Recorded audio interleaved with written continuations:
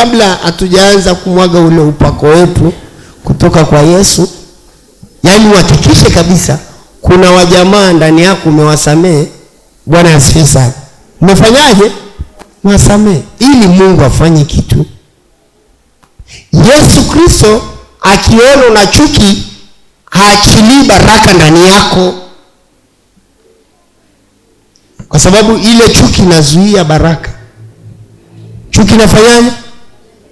Na ndio maana nilikuwa nafundisha kwamba kila siku tumtafute Mungu. Usimtafute Mungu wakati wa majaribu. Wakati una uchungu unaweza kuomba tena jamani? Huwezi. Maandalizi ya kiroho.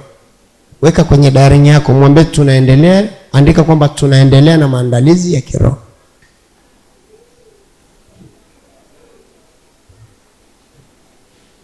Sasa katika maandalizi ya kiroho, ukija kuingiza chuki ndani yako wewe, kuchukia watu fulani, baraka zako zitafungwa na adui.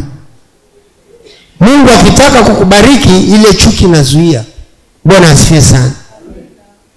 Na ndio maana ukikuta hata watu ambao wanachukiana, hebu jaribu kuwapatanisha.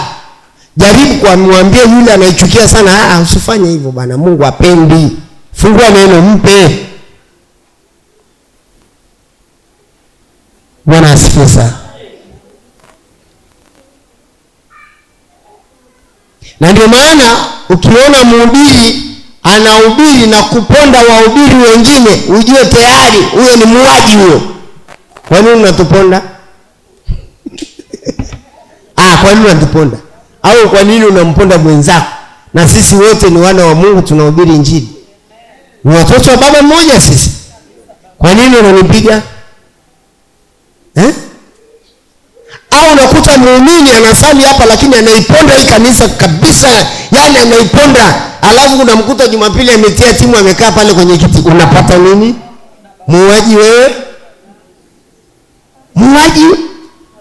Ndio maana maisha yako yatakuwa magumu, kwa sababu kuna sehemu unaua, kuna sehemu unapiga, kuna sehemu fulani kuna roho adui amekuwekea. Kwa hiyo kuanzia leo mkatae. Makofi itoshi. Unakuta unapiga vigelegele hapa, lakini ukimkuta namna unavyompiga mchungaji wako au nabii wako hueleweki. Ndio maana baraka hazieleweki kwako.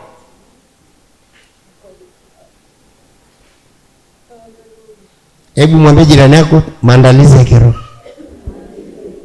Sasa adui akikuta kwamba wewe unamchukia mtu, basi afanikishi. Nikikuombea huwezi kufanikiwa kwenye ile hitaji lako. Huwezi. Hata ningekuwekea na miguu juu, nikakanyaga juu ya mabega yako na kichwa chako nikakanyaga hivi, hiyo upako ingie, kwa kweli haitafanikiwa. Cha kufanya wewe ni kubadilika kwa tabia. Ukibadilika kwa tabia, Mungu ataachilia baraka juu yako katika jina la Yesu. Sisi unajua tulikuja kuweka umoja wa mitume na manabii kwa sababu zamani hatunaogopa kusema mimi ni nabii. Enzi mheshimiwa Jodevi wakati anapambana ili manabii wajulikane, anavyotukana. Nini kinasababisha? Wale wahubiri wachungaji walikuwa wanatupiga. Sijui nielewa. Tunapigwa, ukionekana nguvu ya Mungu unaambia mchawi huyo. Ukionekana unaponya kwa jina la Yesu mchawi. Yaani haikubaliki. Lakini leo unakuta yule ambaye alikuwa anatupiga ameshuka chini. Maana yake chuki inakushusha. Inafanyaje? Inakushusha. Ukiwa na chuki na wivu, ukiona wenzako wanaendelea, roho inauma, utakonda, utashuka, hautapata fedha, na bado utakonda, utaharibika. Lakini ukiona mwenzako anainuka, ukapiga makofi kushangilia, kesho nao utapata katika jina la Yesu. Amen. Mwambie jirani yako, tunaandaliwa. Tunaandaliwa.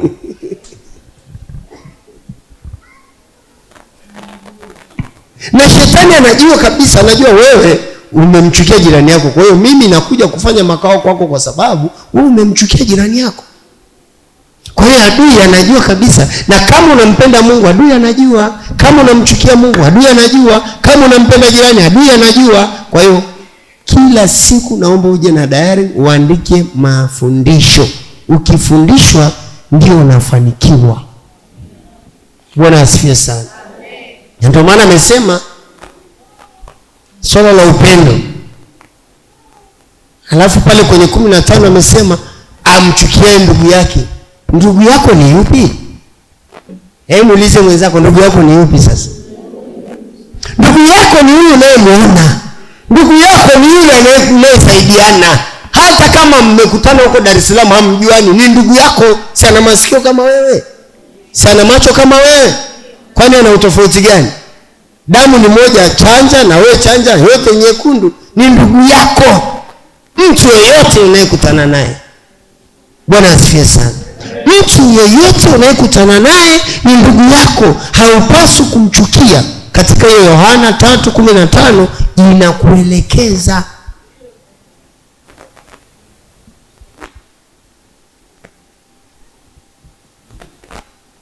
Sasa kuna watu fulani unawapenda, kuna watu fulani uwapendi. Sasa wale ambao wapendi ndio wanakufungia baraka. Utafungiwa baraka. Mimi nashukuru sana hao maadui zangu ambao wananisemaga, mimi nafurahi kwa sababu wananiongezea baraka.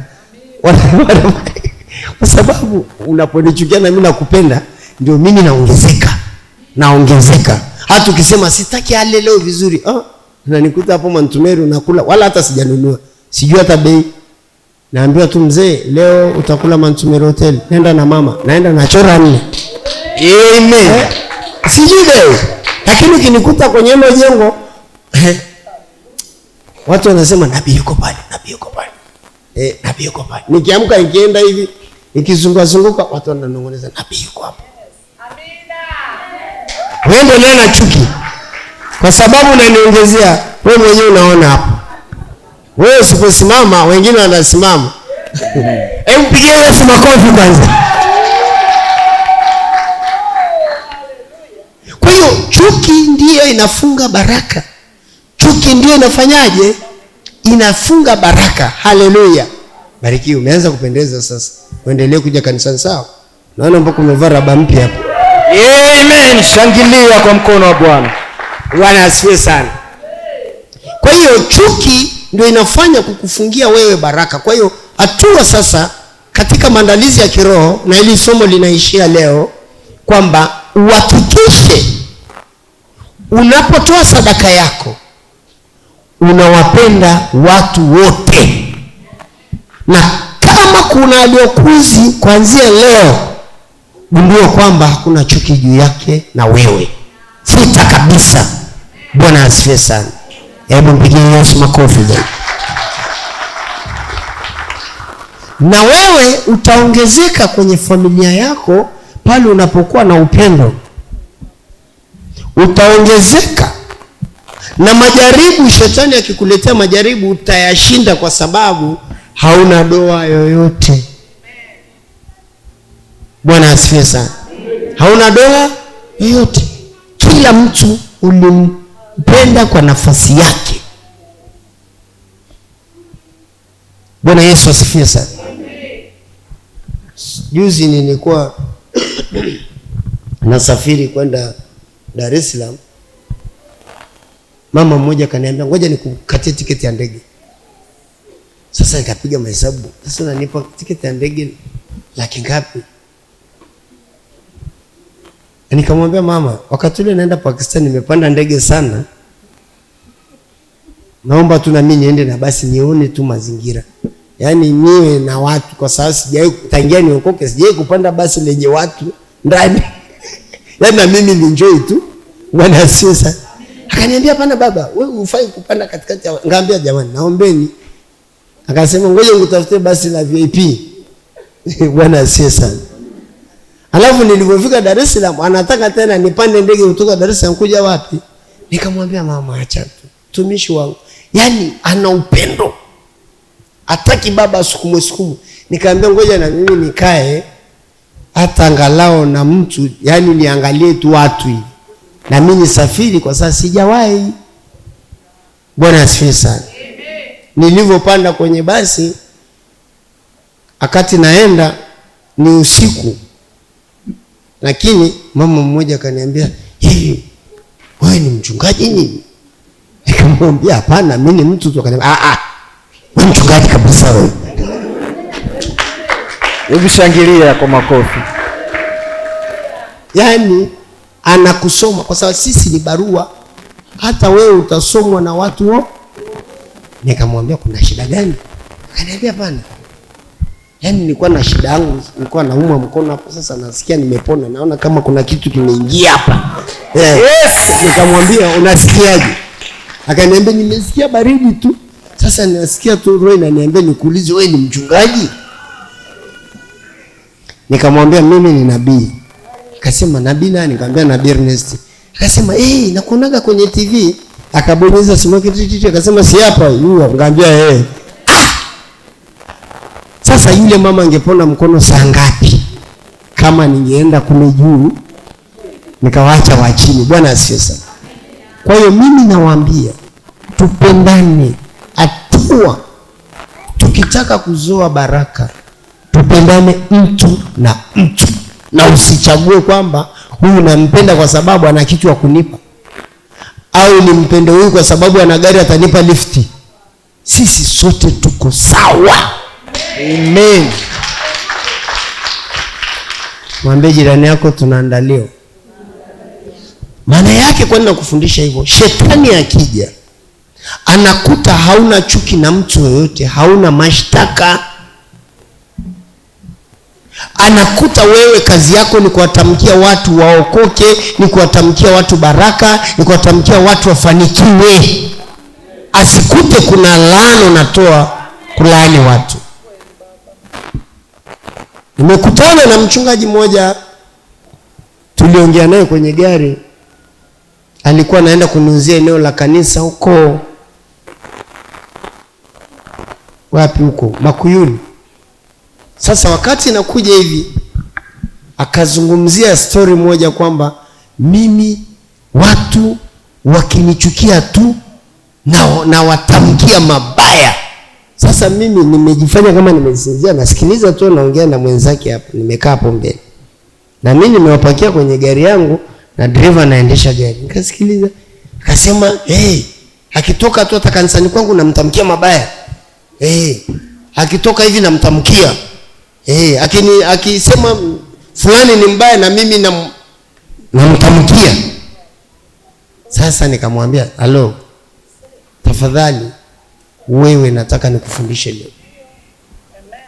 Wewe uruhusiwi kuwatamkia watu mabaya. Kisima haiwezi kutoa maji mazuri na mabaya." Akaniambia, "Umenizidi sana." Nikamwambia, "Wewe ndio umefanya uzidiwe." Kwa hiyo wachawi wakati wanakuloga, wewe ongea nao vizuri, utawashinda katika ulimwengu wa kiroho. Sasa vita vyetu ni rohoni, sio mwilini. Nikamkanya. Na yeye ndiye anaenda kuniuzia eneo kule. Nikamwambia, "Tutaacha hii biashara." Kumbe unalaani watu, hata mimi utanilaani hapa. Akasema, "Nabii, siwezi kulaani bana. Wewe ni mtu mkubwa nini." Nikamwambia, "Basi."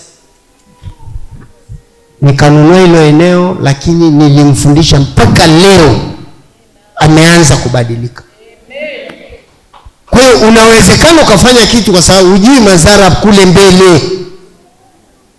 Usilaani wenzako, usiwatamkie mabaya, kwa sababu ukiwatamkia mabaya hiyo chuki itakurudi baadaye, ile ubaya itarudi kwenye familia yako.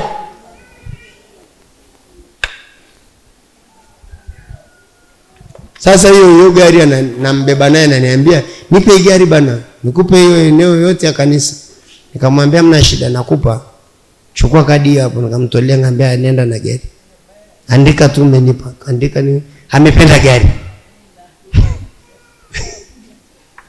Nikampa gari nzuri tu. Kwa nini tunafundishana? Ili uweze kumshinda shetani. Hata kama utahama kanisa hili utaenda lingine, watakuhubiri tu kwa sababu tunamhubiri Yesu Kristo peke yake. Amen. Hakuna mtu mwenye ufalme wa kukuweka. Mimi sina ufalme wa kupeleka, lakini nakuhubiria ufalme wa Mungu. Nikamwambia kumbe wewe ungekuwa na nguvu ya Mungu basi ungetoa mapepo, ungeingia sasa kwa watu wengine. Yenye maana angekuwa na mamlaka angetoa pepo, anaambia yule aliyemtukana pepo kaingie kule, si anaenda kuingia.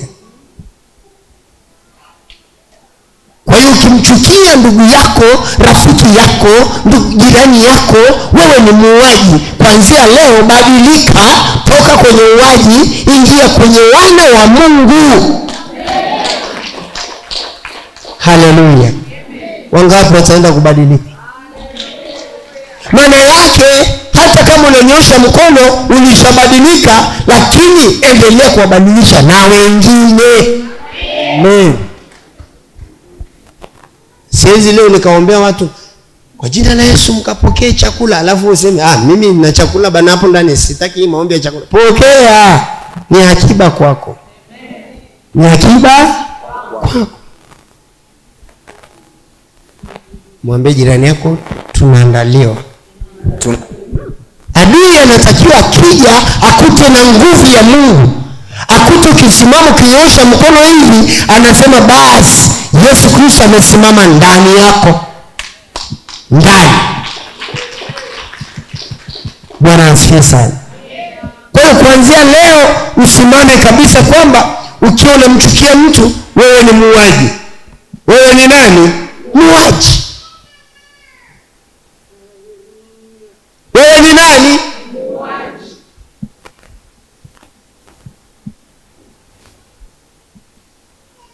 Nataka niwaguse kidogo wakina mama. Baba amekuzalia mtoto alafu amekutelekeze. Unasema yani siku nikifa sitaki asogee kwenye kaburi yangu. Unajua nani anitangulia? Wewe mwachie Mungu bwana. Majibu yako yatatoka haraka. Amekuachia familia, wewe lisha familia yako. Omba Mungu atafanya. Kwani kila mtu anamtegemea Mungu chini ya jua hili. Kila mtu anamtegemea Mungu. Unawezekana hata una mume lakini hakupi kitu, lakini siko naye tu.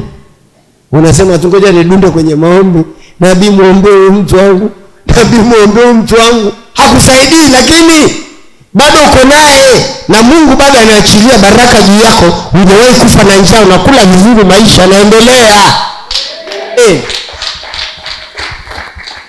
Toka kwenye chuki ili maisha yabadilike. Isiwe ni mimi tu nafanikiwa na wengine, lakini na wewe upate, Mungu akakufanikishe. Amen. Shangilia kwa mafundisho.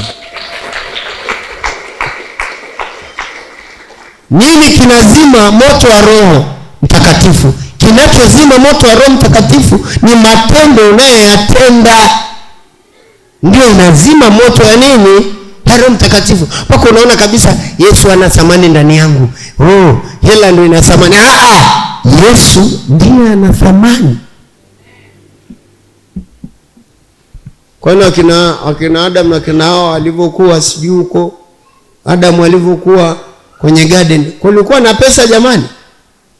Wakati ule kuna teknolojia ya pesa? Hamna, lakini Mungu anamlisha. Anampa majani ya kondeni anakula, anampa hamna hata nguo. Anachinja mnyama, anavaa nguo, ngozi, maisha yanaenda. Lakini wale watu walibarikiwa.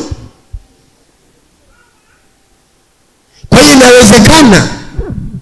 Lakini baadaye alivyotenda dhambi ndiye akaona yuko uchi. Mbona wakati ule hajatenda dhambi hajaona yuko uchi? Na ndio maana hata wewe leo unaona una shida kwa sababu umetenda dhambi. Unaona shida sasa inakuja ndani yako. Lakini ukiwa ndani ya Yesu Kristo hautaona shida yoyote. Na yule jamaa kwenye garden alijiona yuko uchi kwa sababu ametenda nini? Dhambi. Na hata leo wewe unaona shida ndani ya nyumba yako kwa sababu kuna vitu inatakiwa uviache ili usione nini? Shida tena. kama akina Adamu walivyoona kwamba wako uchi. Bwana asifiwe sana. Kwa hiyo ugumu wa maisha unayoona au ukuta unayoona au giza unayoona, badilika ili Mungu afanye kitu, ili usione matatizo tena. Ni kama mimi hapo, ukiniambia habari ya shida, mimi sijui hata shida. Sijui kwa kweli. Mungu nakwambia sijui. Wametokea watu kunichangia kwenye kanisa, wamenitukana kama nitaanguka naye tembea tu. Yes, piga makofi. Alafu akinikuta wananiuliza, baba tumekuja, naambia kaeni hapa mle bwana. Tunakula vizuri. Paka wakienda wanaulizana, mbona baba hata siku moja akasiriki? Kumbe shetani anatafuta roho yako ili afunge baraka. Usikubali. Ni kama hivi unasema, mimi nimekasirika kwa sababu mtu fulani amenikasirisha. Biblia inasema katika Zaburi 37, naomba usome mara moja. Usikasirike kwa sababu yatenda mabaya, wala usiwahusudu kwa sababu ni kama majani yatakatika mahala. Usiwahusudu. Mahali tunapomkosea Mungu ni pale tunapokuwa tunajitanguliza wenyewe. Hautumtangulizi Mungu mbele, tunataka kutangulia wenyewe. Wangapi leo walikuwa ndani ya uwepo wa Mungu hawajawahi kuona shida? Sababu shida ikija huwezi kuona ukiwa kwenye uwepo wa Mungu. Ukitoka kwenye uwepo wa Mungu ndio unaanza kuona shida. Unaanza kuona nini? Hata kama una hela, leo umepata 500,000, unalia. Umepata milioni, yaani ama kitu kinachotosha kwenye maisha yako. Lakini ukiwa na Mungu, ukipata 1,000 ni nyingi, ukipata 10,000 ni nyingi. Hebu shiba Roho Mtakatifu, utaona maisha yako yataendelea kusonga mbele. Haleluya.